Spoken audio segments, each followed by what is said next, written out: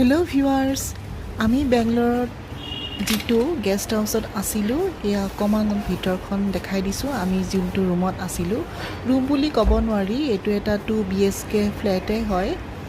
ধুনীয়া মানে ইয়াত ড্ৰয়িং কাম ডাইনিং ৰুম, বহুত ডাঙৰ। কিটচেনটো এইটো মানে গোটেই ফেচিলিটিখিনি আছে আৰু কাষতে এখন সৰু টেবুল আছে। আৰু এইটো এটা বেডৰুম, ইমান ধুনীয়া মানে ইমান ভাল লাগিছিলে ন, একদম ঘৰুৱা পৰিৱেশ।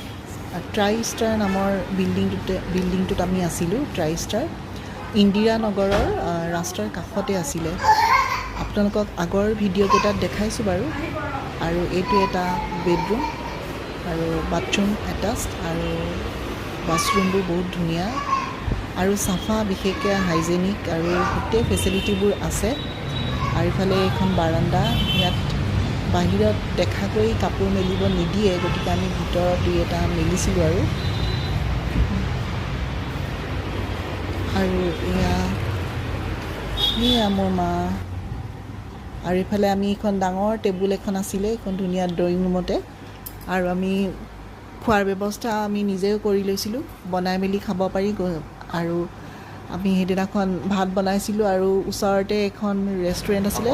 তাত বহুত ৰেষ্টুৰেণ্ট আছে বাৰু।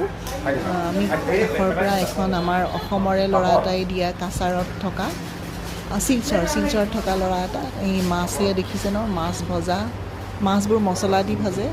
আৰু এইবোৰ আনিছিলোঁ আমাৰ বিচাৰি আমাৰ তাৰ চাউথ ইণ্ডিয়ান খানাবোৰ, মানে বেংগলোৰ খানাবোৰ অকণমান আমাৰ কাৰণে অলপ অসুবিধা, সেইকাৰণে আমি ভাত দাইল বনাই লৈছিলোঁ।